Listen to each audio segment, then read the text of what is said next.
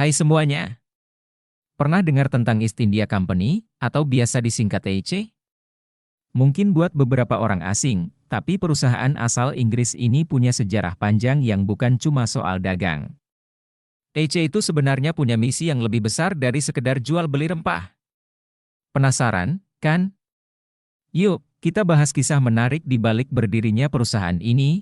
Oke, mulai dari sejarahnya dulu.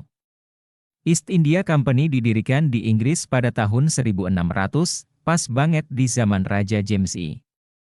Sebenarnya, EC ini awalnya cuma punya satu tujuan simpel, mendapatkan akses perdagangan rempah-rempah dari Asia. Dulu rempah itu barang super mewah dan harganya mahal banget di Eropa. Kebayangkan gimana jadinya kalau EC bisa pegang kendali? Nah, waktu itu Inggris nggak sendirian dalam urusan dagang di Asia. Ada Belanda, Spanyol, dan Portugis yang juga sama-sama punya kepentingan di wilayah ini. Jadinya, Inggris harus bersaing ketat. Dan buat menangin persaingan ini, EC nggak main-main.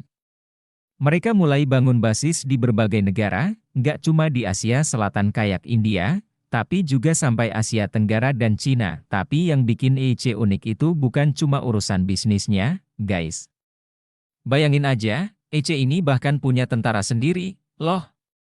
Mereka bisa nyerang dan mempertahankan wilayah seolah mereka negara. Kapan terakhir kali kamu dengar perusahaan punya tentara? Di sini, jelas kelihatan kalau EC itu bukan perusahaan biasa. Dari sini juga muncul kekuatan besar mereka untuk nggak cuma dagang, tapi juga berpolitik dan militer. Nah, di India, EC makin menunjukkan taringnya. Mereka mulai ikut campur di urusan politik setempat, bikin aliansi sama kerajaan-kerajaan lokal, bahkan kadang-kadang mereka campur tangan dalam konflik antar kerajaan. Ini strategi cerdas, karena dengan begitu, EC jadi bisa kontrol kebijakan ekonomi dan perdagangan di sana. Dari sekedar perusahaan dagang, EC berubah jadi penguasa bayangan di Asia Selatan. Unik banget, kan? Lanjut lagi, nggak cuma di India. EC ini juga menyebar pengaruhnya ke Cina.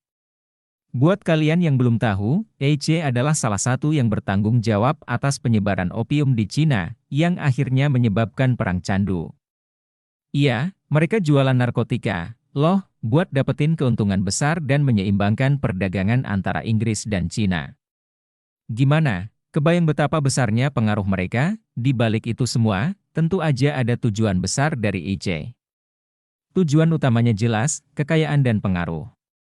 Inggris ingin punya kendali yang besar di pasar Asia, dan mereka butuh cara buat melakukannya. Buat EC, perdagangan itu adalah alat, tapi tujuan akhirnya adalah kuasa.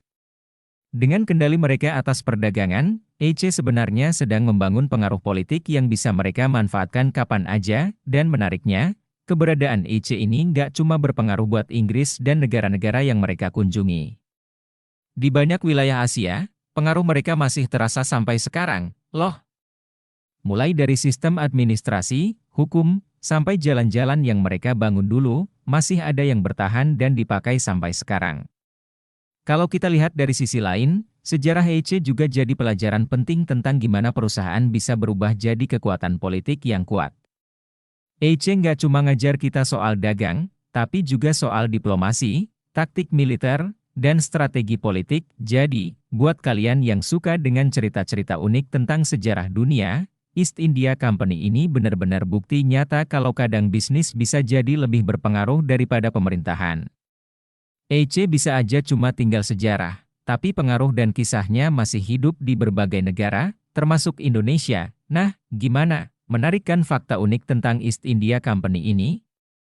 Kalau kalian suka dengan cerita-cerita seru seperti ini, jangan lupa buat like dan follow akun ini, ya. Supaya kalian gak ketinggalan video-video menarik lainnya tentang fakta sejarah yang unik. Sampai jumpa di video berikutnya.